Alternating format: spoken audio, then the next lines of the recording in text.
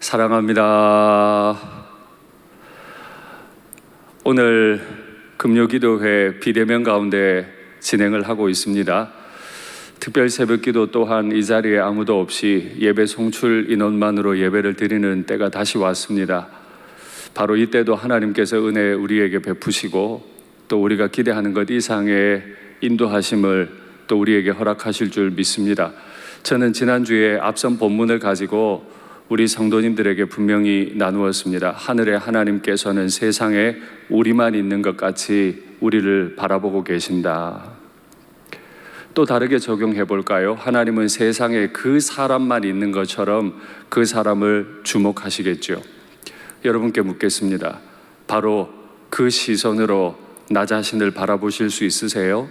세상에 나밖에 없는 것처럼, 세상에 그 사람밖에 없는 것처럼 하늘의 하나님께서 나와 그를 바라보신다고 믿고 나 자신의 눈 또한 그렇게 나 자신을 존귀하게 바라보고 나의 이웃들 바로 그 사람을 존귀하게 바라보실 수 있으세요?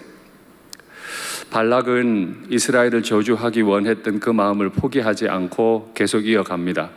그래서 오늘은 발람을 다른 장소로 데리고 가죠. 나와 함께 다른 곳으로 가서 그 사람들을 바라보자. 거기 가면 그 사람들의 전부를 보지 못하고 끝만 보게 될 거다. 왜 전부를 보지 못하고 끝을 보는 자리로 데려갔을까요? 아마 그 구름으로 가득한 하나님의 영광, 그 하나님이 함께 하신 그 백성들을 바라보는 게 두려웠을지도 모르겠습니다. 이스라엘 백성의 진영이 그렇게 가득히 찬 걸 발람이 바라보면 두려워서 저주 못할까 생각했을지도 모르겠습니다. 하여간 발락은 발람을 데리고 이스라엘을 저주하기에 가장 합당한 장소로 나갔다고 기록해요. 지난주에도 말씀드렸고 이번 주에도 말씀드립니다. 우리를 저주하기 위한 마귀의 인내심은 끝이 없습니다. 우리를 넘어뜨리기 위한 마귀의 집요함은 끝이 없습니다. 나 또한 넘어지지 않기 위해 하늘의 하나님께 그렇게 집중하고 있습니까? 우리가 믿는 한 가지, 하늘의 하나님은 우리가 넘어지지 않게 하시려고 집중하여 세상에 우리만 있는 것처럼 바라봐 주시는 줄 믿습니다. 발람이 그렇게 저주할 만한 자리에 올라갔고 또 그곳에서 지난번처럼 제단을 7개를 쌓고 거기에 합당한 제물을 드리는 모습을 보여줍니다. 이제 이 정도 하나님 만났으면 변할 만도 한데 변하질 않아요. 사람은 그래요. 아무리 은혜로운 말씀을 들어도 변할 생각이 없어요. 그냥 내가 해오던 대로 하는 게 좋고 내가 해오던 대로 생각해 가는 게 좋아요. 그게 편해요. 하늘의 하나님을 경험했어도 제단 쌓는 걸 바꾸지 않는 걸 보면 오늘 우리가 기도 시간에 더 나가기 전에 우리 내면을 살피면 좋겠습니다.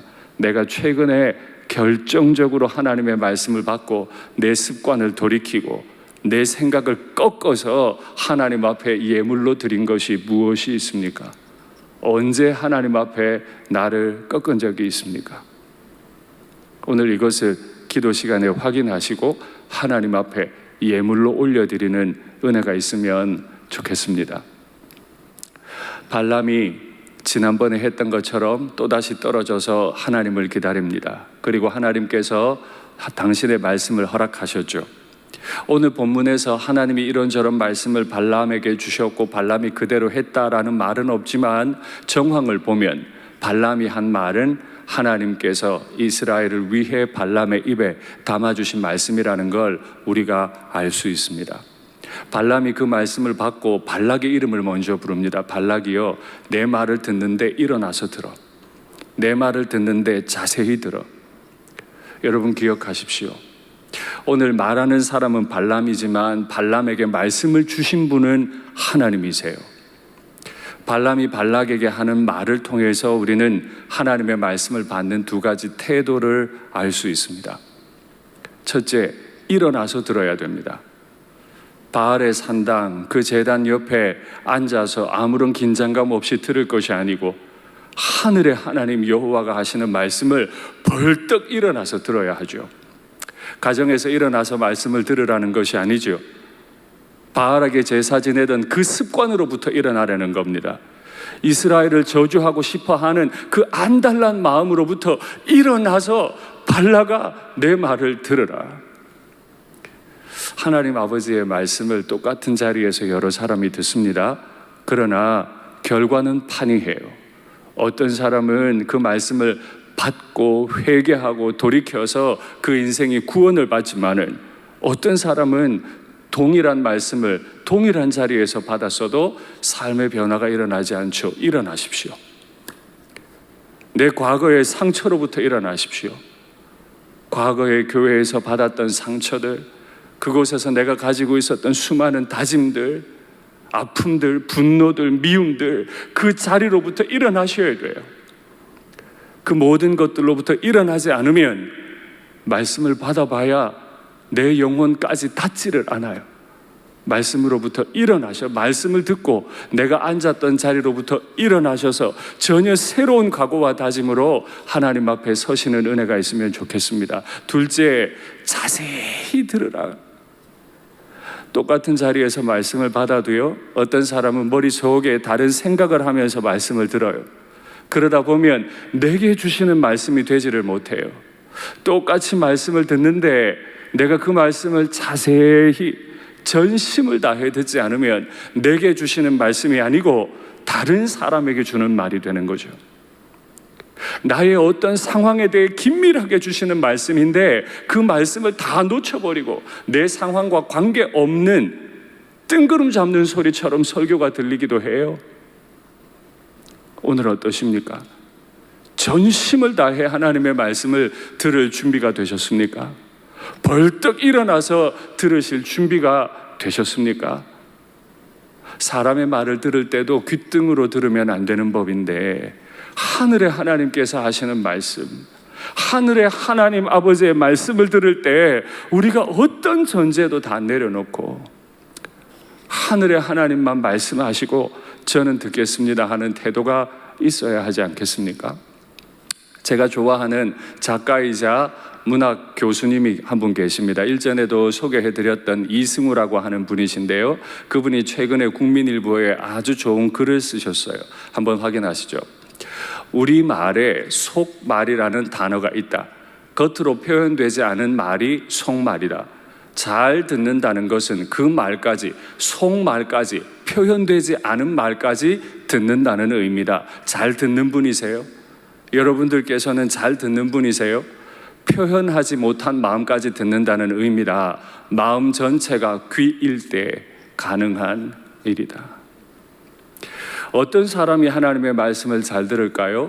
헬라어 히브리어도 다 알고 영어도 독일어도 다 알고 교회 다닌 지 오래됐고 몇 대째 신앙이면, 직분이 담임 목사요 장로님이요 권사님이면 하나님 말씀 잘 들을까요? 아니요.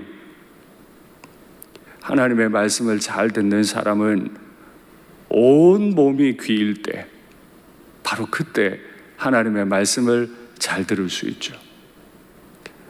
하늘의 하나님이 발람의 입을 통해 발락에게 말씀하시죠. 일어나서 들어라. 자세히 들어라. 내 속말을 좀 들어. 그 말을 들을 준비가 되셨습니까? 하늘의 하나님이 오늘 우리에게 말씀하시는데 그 하나님은 어떤 분이십니까? 지금까지 제가 하나님의 말씀을 대하는 두 가지 태도를 말씀드렸다면, 이제 하나님의 말씀을 듣는 두 가지 전제를 말씀드릴게요. 하나님은 사람이 아니세요. 하나님은 인생이 아니세요. 이게 첫 번째 전제입니다. 하나님께서 우리에게 들려주시는 말씀은 어떤 경험 많은 사람이, 지위가 높은 사람이 내게 들려주는 말이 아닙니다. 하나님은 사람이 아니고 인생이 아니세요. 우리와 이해가 전혀 다르세요. 전지전능한 분이세요. 그분이 내게 말씀하십니다. 우리가 큰 병에 걸려서 병원에 갔습니다. 정밀검사를 다 했어요. 의사 선생님이 어떤 말을 우리에게 줍니다. 그 말을 들을까요, 말까요? 들을 수밖에 없어요. 내 인생을 잘 아시고 온 우주 만물을 운행하시는 그분은 모든 걸 아시니까 그분이 오늘 내게 말씀하세요. 하나님은 사람이 아니시고 하나님은 인생이 아니시다. 기록된 성경 한 구절 한 구절, 이 강단에서 선포되는 모든 사역자들의 말씀 한마디 한마디를 하늘의 하나님이 주시는 말씀, 내게 대하여, 내가 속해 있는 어떤 상황에 대하여 직설적으로 말씀하시는 하나님의 말씀이라는 사실을 명심하시고 들으셔야 한다는 전제가 있습니다. 그 하나님은 모든 걸 아시는, 사람도 아니고 인생도 아니시기 때문에 그분은 거짓말을 하지 않으세요. 또 말을 해놓고 후회하는 분도 아니세요. 그분은 처음과 끝을 붙잡고 계시기 때문에 이 두 가지 전제, 사람도 인생도 아니시다, 하나님은 거짓말로 우리를 속이지도 않고 바른 말을 했으나 후회하는 분도 아니시다, 당당하게 우리를 애굽에서 건져내셨고 또 당당하게 우리를 가나안으로 들이시겠다고 약속하셨으니까 반드시 그렇게 하실 분이라는 걸 발라가 너는 일어나서 듣고 마음 담아 전심으로 자세히 이 말을 들어야 한다라는 이야기잖아요. 이것이 하나님께서 이스라엘 백성들뿐 아니라 이방의 왕 이스라엘을 저주하고 싶어하는 발락과 그에게 부하뇌동하는, 그로부터 많은 재정을 받고 부자가 되고 싶은 발람에게 들려주시는 하나님의 음성인 줄 믿습니다. 발람이 하나님의 음성을 다 듣고는 한 가지 결단을 합니다. 내가 하늘의 하나님께서 이스라엘을 향해 축복하는 말씀을 들었으니까 내가 그 말을 결코 바꿀 수 없다. 발랑 네가 아무리 나에게 많은 돈을 준다고 하고 나에게 그 축복의 말을 저주로 바꾸라 할지라도 내가 이미 들은 말이 있다. 그 하나님은 사람이 아니고 인생이 아니신 분이기 때문에 결코 거짓도 후회도 없으신 분이기 때문에 그분이 주신 말씀을 내가 결코 바꿀 수 없다. 오늘 기도하면서 한 가지 결단하셔야 됩니다. 절대 난 못 바꾼다. 난 바꾸고 싶어요. 축복의 말을 저주로 바꾸고 그 재정을 내가 다 가지고 싶어요. 그 명성을 가지고 싶어요. 그러나 그 마음을 꺾어버리고 하나님의 뜻에 순종하는 거죠. 우리의 무엇을 꺾기 원하실까요? 아까 말씀드렸죠. 남들을 꺾으려 하지 마십시오. 남들이 이 설교 들어야 되는데 생각하지 마십시오. 하나님은 모든 사람 각자에게 이 말씀을 주기 원하시죠. 이 말씀을 전하고 있는 담임 목사인 저뿐 아니라 모든 사람 각자가 우리의 마음속에 몰래 숨겨놓은 내 오만함, 내 기준을 확실히 꺾어버리고 결단코 축복을 저주로 바꾸어서는 안 된다. 하나님의 뜻에 완벽하게 순종하기를 원하시잖아요. 그것이 무엇입니까? 가정에서 이 말씀을 받으시면서라도 전심으로 듣고 일어나는 마음으로 듣고 내가 무엇을 꺾을까? 하나님의 뜻에 합당하지 않은 내 마음 속에 나만 아는 그 죄를 내가 오늘 꺾으리라. 주여 날 꺾어 주시옵소서. 이 고백이 있으면 좋겠습니다. 그것이 우리가 하나님 앞에 올려드릴 수 있는 예배요, 하나님 앞에 드릴 수 있는 영광인 줄 믿습니다. 그 하나님께서 얼마나 놀라운 분이시냐 하면요, 발람이 경험했어요. 하나님은 야곱의 허물을 보지 않고 이스라엘의 반역을 보지 않으신다. 야곱에게 허물이 없습니까? 이스라엘이 반역을 안 했습니까? 아닙니다. 허물이 많고 반역이 많아요. 오늘이 민수기 강의 40번째 날입니다. 지난 39번까지 우리는 계속 확인했어요. 야곱의 집이 얼마나 하나님 앞에 원망 많이 하고 죄를 많이 지은 허물 많은 백성인지, 그들이 광야에서 60만 명이 죽어나갈 때 얼마나 많은 반역을 했는지 우린 다 봤어요. 그런데 하늘의 하나님은 지금 그의 인도를 따라 모압 평야에 진을 치고 영문도 모르고 그대로 고요히 하나님의 인도 따라 웅크려 있는 그 이스라엘 백성들 속에 있는 그 허물과 반역을 보지 않으시겠대요. 이것이 이스라엘의 복 아닙니까? 이 죄인이 여기 서서 설교할 수 있기까지 저의 허물을, 저의 반역을 보지 않으시는 하나님, 우리가 무엇이기에 우리에게 직분 주셔서 주의 몸된 교회를 섬기시게 하는가? 하나님은 보지 않으시는데 나는 자꾸 남들의 허물을, 남들의 반역을 보려고 하진 않습니까? 오늘 우리가 하나님 앞에 구해야 할 것은 내 시선이 아니고 그 은혜로 이스라엘을 주목하고 계시는 하나님의 시선을 우리에게 주시옵소서. 그래서 인생길을 걸어갈 때 담대함을 가지고 우리의 지체들을 바라볼 때 사랑의 시선을 가지고 바라보게 되는 은혜가 있기를 바랍니다. 로마서 8장 말씀 확인하시죠. 그러므로 이제 그리스도 예수 안에 있는 자에게는 결코 정죄함이 없나니. 죄가 있어요. 그러나 죄를 죄로 보지 않으세요. 왜냐하면 우리 앞에 가림막이 하나 있는데 그 가림막이 바로 예수 그리스도이기 때문에, 예수 그리스도를 통과해서 나를 보기 때문에 나의 죄를 죄로 보지 않으세요. 그러니까 죄 있다고 정죄하지 않으세요. 이는 그리스도 예수 안에 있는 생명의 성령의 법이 죄와 사망의 법에서 너를 해방하였습니다. 모압 평야에 진치고 있는 그들 다 모자라는 인생입니다. 그러나 하나님이 사랑의 눈으로 그들을 바라보시니까, 하나님의 시선이 그렇게 따뜻하니까, 허물과 반역을 보지 않기로 결단하시니까 우리에게 정죄가 없었던 것처럼 오늘 우리가 기도 시간에 발견해야 될 것은 나를 그렇게 바라보시는 하나님, 나의 믿음의 지체들을 그 시선으로 바라보시는 하나님을 나도 오늘 그렇게 바라보는 것인 줄 믿습니다. 그 하나님의 시선을 느끼면 이렇게 고백할 수 있습니다. 8장 다시 확인하시죠. 내가 확신하노니, 하나님의 시선으로 자신을 바라볼 줄 알고 하나님의 시선으로 지체들을 바라볼 줄 알면 확신이 생기는데, 사망이나 생명이나 천사들이나 권세자들이나 현재일이나 장래일이나 능력이나 높음이나 깊음이나 다른 어떤 피조물이라도 우리를 우리 주 그리스도 예수 안에 있는 하나님의 사랑에서 끊을 수 없으리라. 할렐루야. 발락이 저주한다고, 발람이 저주한다고 그 저주가 우리를 하나님의 사랑에서 끊을 수 있습니까? 그 어떤 것도 우리를 정죄할 수 없고 우리를 끊을 수 없는 줄 믿습니다. 이것이 우리를 향한 하나님의 사랑의 시선이요, 그 시선을 받은 하나님의 백성들이 누리는 확신이에요. 코로나 때문에 많이 힘드시더라도, 예배당에 못 와서 너무 외롭고 지치시더라도 가정에서라도 이 확신 가운데 거하시고 확신 가운데 기도하시는 은혜가 있으면 좋겠습니다.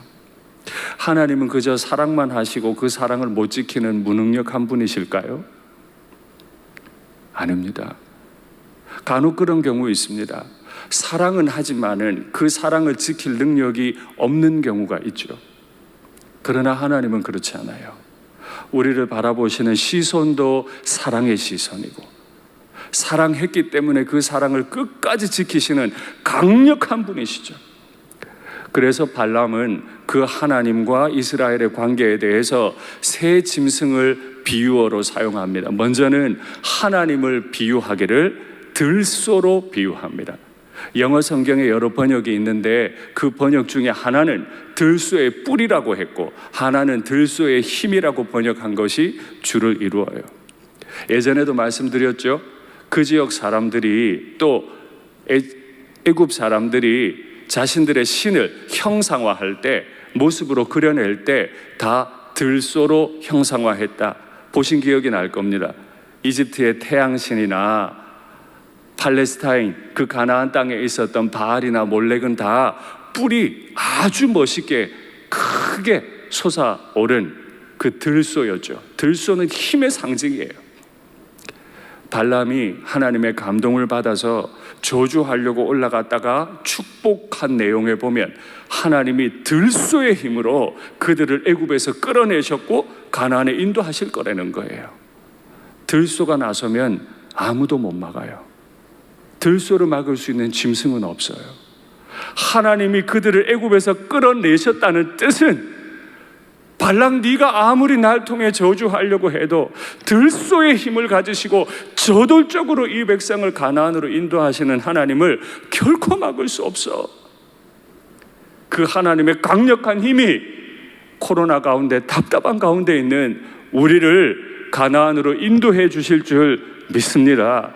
그 하나님이 그 들소의 힘으로 우리를 인도하실 때 이스라엘 백성은 어떤 짐승에 비유됐죠? 암사자가, 숫사자가, 모든 맹수들 가운데서도 으뜸인 그 사자가 먹이를 잡아 찢는 것처럼 반드시 이 사자들, 이스라엘 백성들이 사자가 되어서 이 땅을 정복해 갈 거다.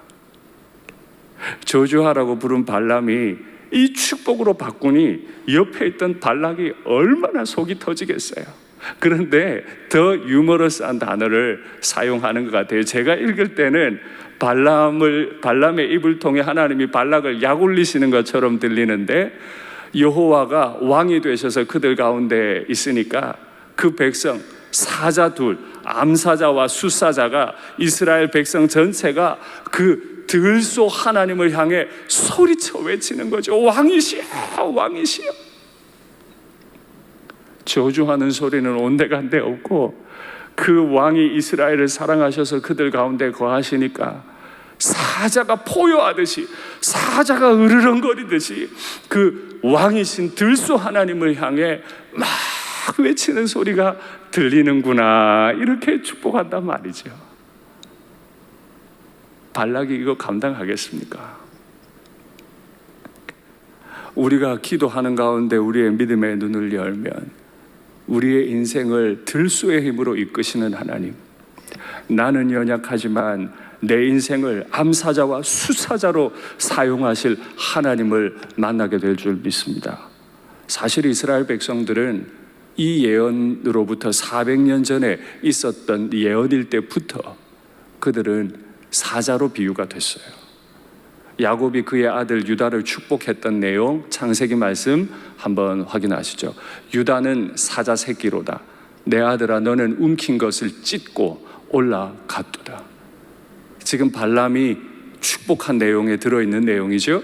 그가 엎드리고 웅크림이 숫사자 같고 암사자 같으니 누가 그를 범할 수 있으랴. 할렐루야. 누가 감히 나를 해해요? 누가 감히 믿음에 있는 내 자식들을 해해요? 누가 감히 우리 일산교회를 해할 수 있어요? 하늘의 하나님이 우리를 암사자와 숫사자처럼 바라보시고 들소의 힘으로 우리를 이끄시는데 감히 누가 우리를 해할 수 있습니까? 지금도 유다의 대표 도시인 예루살렘은 휘장을 가지고 있는데 그 예루살렘 시의 휘장을 한번 확인하시겠습니다. 위에 히브리어로 예루살렘이라고 적혀 있고 아래 멋진 휘장 안에 사자가 들어있죠. 주전 1800년, 1900년 사이에 야곱이 유다에게 한 축복. 그때부터 이스라엘 백성은 사자였어요. 출애굽할 때도 사자예요. 하늘의 하나님은 지금도 연약한 우리지만은 우리를 사자처럼 사용하실 줄 믿습니다. 정말 그럴까요? 이렇게 연약한 윤상덕이가, 이렇게 연약한 일산교회 성도들 한 분 한 분이 사자가 맞아요? 맞습니다. 왜 사자인지 요한계시록 말씀 통해 확인하시죠. 장로 중에 한 사람이 내게 말하되 울지 말라. 유대 지파의 사자 다윗의 뿌리. 천국에 올라가면 우리가 천국에 가서 발견하는 게 있는데, 천국에 올라갈 때 우리가 너무 고난을 당하고 왔기 때문에 천국에 올라가서 울어요. 그때 주께서 우리를 울지 말라고 위로하시면서 이런 말씀을 주세요. 유대 지파의 사자 곧 다윗의 뿌리, 그가 이겼으니 그 두루마리와 그 일곱인을 떼시리라 하더라. 우리 주 예수 그리스도께서 사자가 되셔서 마침내 이기시고 우리의 이름을 불러주신다는 약속이에요. 나는 사자가 아니에요. 그래서 허물도 있고 그래서 반역도 했어요. 그러나 하나님의 시선에 우리는 암사자요 숫사자예요. 왜냐하면 그 허물 많고 반역한 백성 한가운데 뜻을 가지시고 들소의 힘으로 그 사랑으로 우리를 이끌어 가실 하나님이 계시기 때문이죠. 우리는 마침내 가나안에 들어가게 될 것이고, 가나안에 들어가서 왕이신 하나님, 들소 하나님을 높여드리고 그곳에서 하나님 나라를 이루게 될 줄 믿습니다. 말씀을 맺겠습니다. 발락은 이스라엘을 저주의 눈으로 바라보았습니다. 발람은 돈벌 대상으로 이스라엘을 바라보았습니다. 그러나 우리 하나님은 사랑의 눈으로, 들소의 힘으로 우리를 바라보시고 또한 우리를 사자로 바라보시는 줄 믿습니다. 오늘 나 자신을 그렇게 존귀하게 여기시는 하나님, 우리 자녀들을 사자로 바라봐 주시는 우리의 하나님을 믿고 우리의 길을, 이 코로나로 답답한 길을 걸어가시기를 간절히 바랍니다.